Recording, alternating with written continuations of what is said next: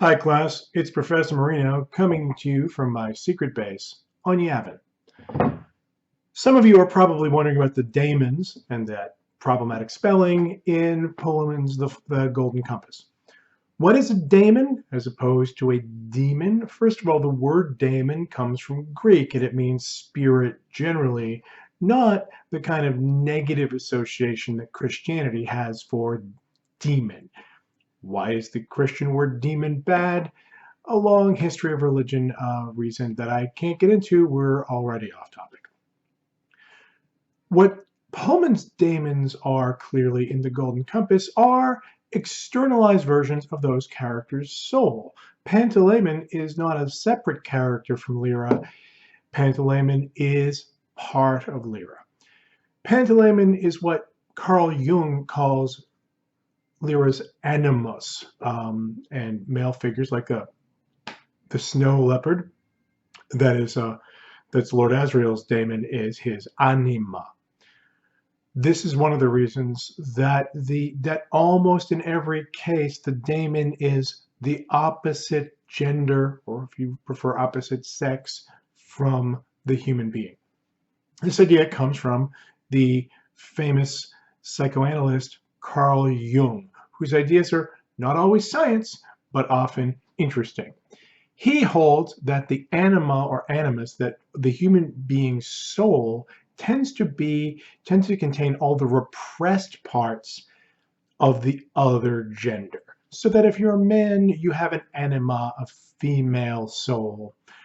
If you're a woman, you have an animus, a male soul. And here, the anima and animus are animals. No one said Pullman was above puns. Jung is very important to the history of science fiction. There's a book to be written, and I'm probably not going to write it, about Jung's influence on science fiction.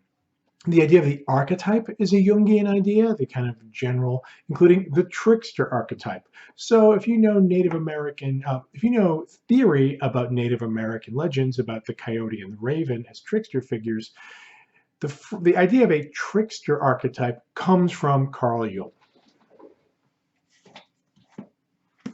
Here's Carl looking very Swiss, very, very Swiss.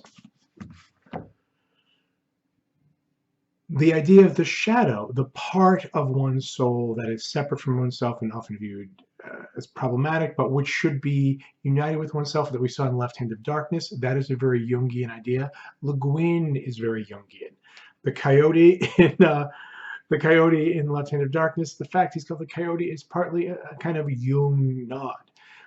The extroversion introversion distinction, which Michelle in Left Hand and Red Mars makes so much of, is originally a Jungian idea, the only Jungian idea that actually tests out in labs and is still very much part of contemporary scientific psychology today, where a lot of other Jung ideas, as here, are really literary or symbolic. The daemons are externalizations of part of the character's soul in a kind of Jungian psychological sense, and it's clear that Pullman's premise is that children's souls are flexible, are mutable, are constantly transforming, because the children are about potential and they have not yet settled into an adult identity. When you settle into an adult identity, you get the daemon that kind of represents your actual personality. That is what your soul has become as an adult. So there's a sense here that becoming an adult is the end of change and growth in some way, so that some part of your identity becomes stable from maturity onward. And Lyra is in that place where that hasn't happened to her yet, where who she is very much in flux.